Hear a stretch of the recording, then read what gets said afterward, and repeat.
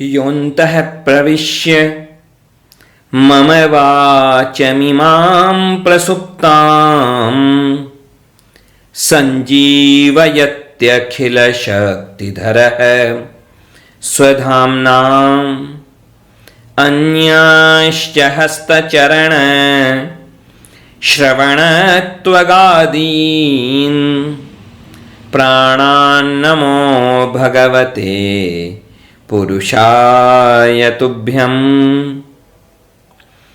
श्रीवीरराघवदयार्द्रकृपावतारम् श्रीजानकीश पदपद्मपरागभिङ्गम् श्रीश्रीधरार्य चरणाम्बुजलग्नमौलिम् श्रीदेशिकार्य घनश्यामगुरुं नमामः।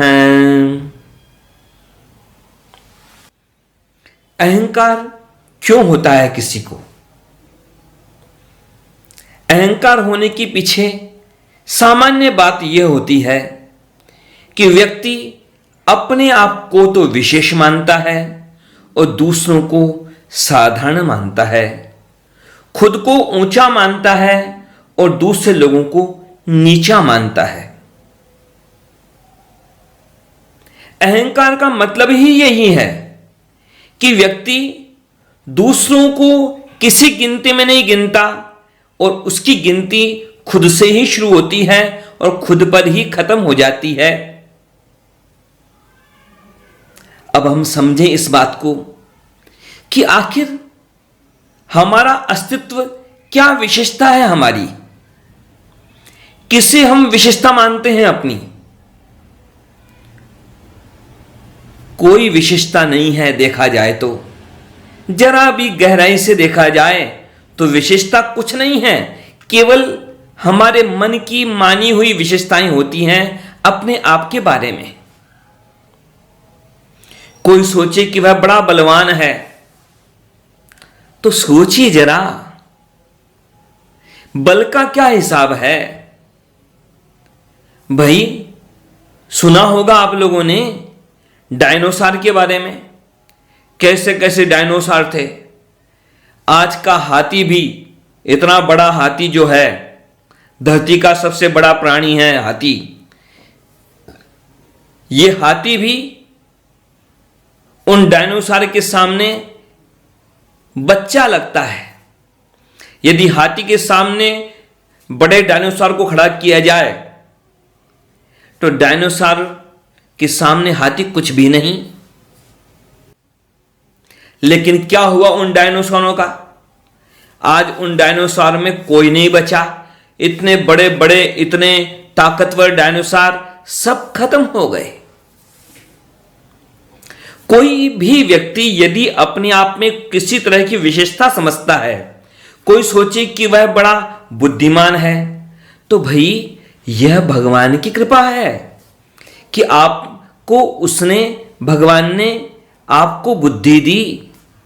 आपको भगवान ने बुद्धि दी, आप बुद्धिमान हैं, बड़ी सुंदर बात है। अब उस बुद्धि का आप सदुपयोग कीजिए,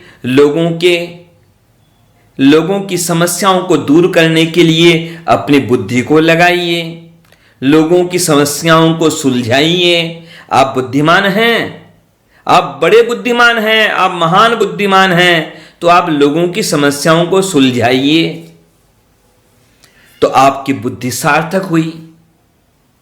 पर बुद्धि पर आप अहंकार करेंगे कि मैं बुद्धिमान हूं, तब वह बुद्धि आपसे पाप करवाएगी। वह बुद्धि, अहंकार वाली बुद्धि आपसे षड्यंत्र करवाएगी और वह पाप और वह षड्यंत्र आपको नरक का द्वार दिखाएगा। आप यदि बलवान हैं, बहुत अच्छी बात है, आप बलवान हैं, तो जो निर्बल हैं उनको अत्याचार से बचाइए। आप बलवान हैं तो निर्बलों की रक्षा कीजिए। आप बलवान हैं तो आप पीड़ितों की रक्षा कीजिए। लेकिन बलवान बन के यदि आप स्वयं अत्याचारी बन गए तो यह आपका अहंकार है, यह आपका पतन करेगा। आप धनवान हैं, बहुत अच्छी बात है। आप धनवान हैं तो फिर उस धन का सदुपयोग कीजिए। किसी गरीब को दवाई दिलवाइए, बीमार को दवाई दिलवाइए, किसी गरीब की सहायता कीजिए कि ताकि वह गरीब अपने पैरों पर खड़ा हो सके। आप धनवान हैं, बड़ी अच्छी बात है। धर्म के लिए, भगवान के लिए, देश के लिए अपने धन का सदुपयोग कीजिए। लेकिन आप धनवान होकर के यदि केवल अपने धन का प्रयोग अपने अहंकार को संतुष्ट करने के लिए, अपने चमचों को पालने के लिए कर रहे हैं, यदि आप उस धन का प्रयोग अपने अहंकार का पोषण करने के लिए प्रदर्शन में कर रहे हैं, तब तो वह धन आपके लिए समस्या है, भार है। हमारी हर योग्यता जो भी है, वह हमारी हर योग्यता भगवान की कृपा का ही परिणाम है। कभी किसी समय में हमने कोई शुभ काम किया होगा और जिस चीज का हमने कभी सदुपयोग किया होगा, तो भगवान ने हमें वह वस्तु इस जन्म में पर्याप्त दे दी। कभी हमने बुद्धि का सदुपयोग किया तो भगवान ने हमें बुद्धिमान बना दिया इस जन्म में। भगवान की प्रसन्नता के लिए या कभी किसी के लिए हमने अपने धन का सदुपयोग किया तो भगवान ने हमें धन दे दिया। पहले जैसा किया हमने कर्म, उसके परिणाम में आज हमें योग्यता और अयोग्यता प्राप्त हुई, और अभी हम जैसा करेंगे वैसा परिणाम आगे के लिए है। अहंकार किस बात का?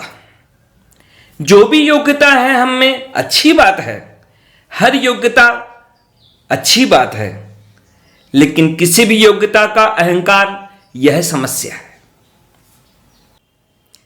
ऐसा है, गांवों में, देहात में एक कीड़ा होता है जिसे कहते हैं गुबरेला। वह कीड़ा जो कहलाता है गुबरेला, अंग्रेजी में उसका नाम है डंग बीटल। अंग्रेजी में उसे कहते हैं डंग बीटल। तो वह कीड़ा क्या करता है? उस कीड़े को, गुबरेले को गोबर बहुत पसंद होता है। उसे जानवरों का जो मल है वह बहुत पसंद होता है। तो उस गुबरेले का जीवन कैसा होता है? वह गुबरेला सुबह उठा नहीं कि उठते ही बस गोबर की गंध जहां उसे मिली वह उस गोबर की तरफ चल पड़ता है। गाय का, भैंस का जो भी गोबर हो तो बस वहां पहुंचता है, और उसे गोबर बहुत पसंद होता है। तो क्या करता है? उस गोबर का गोला बनाता है।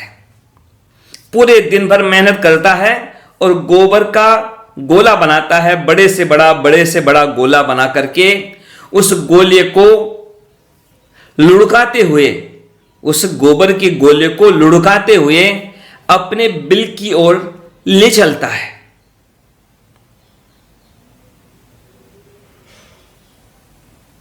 अब जो ले चलता है तो यहां भी हालत कैसी होती है उसके साथ में?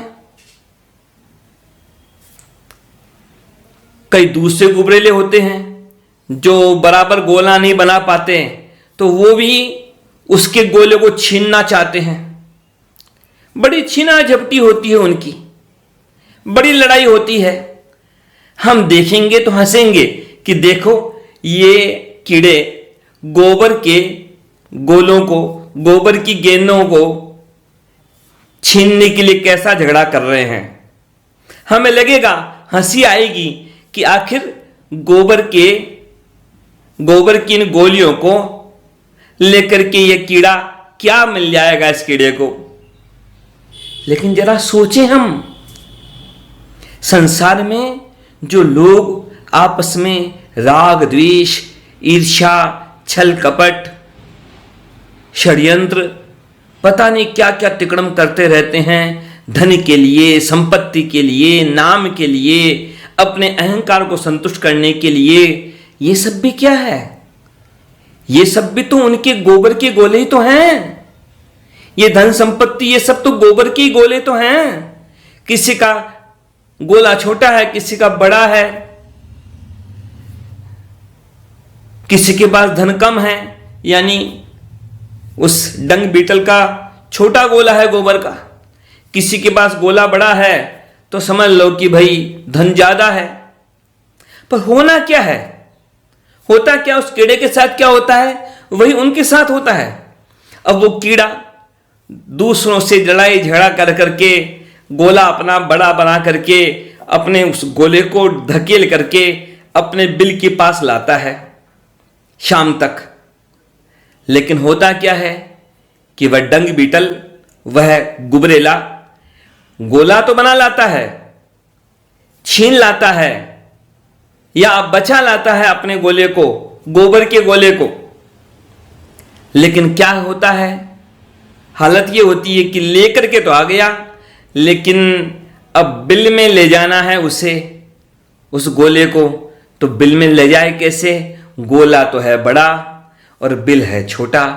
गोला बाहर ही पड़ा रह जाता है, बिल में उसे जाना है तो गोले को लेके नहीं जा सकता, और उस गोले को, गोबर के गोले को बाहर ही छोड़ना पड़ता है और अकेले को ही बिल में जाना पड़ता है।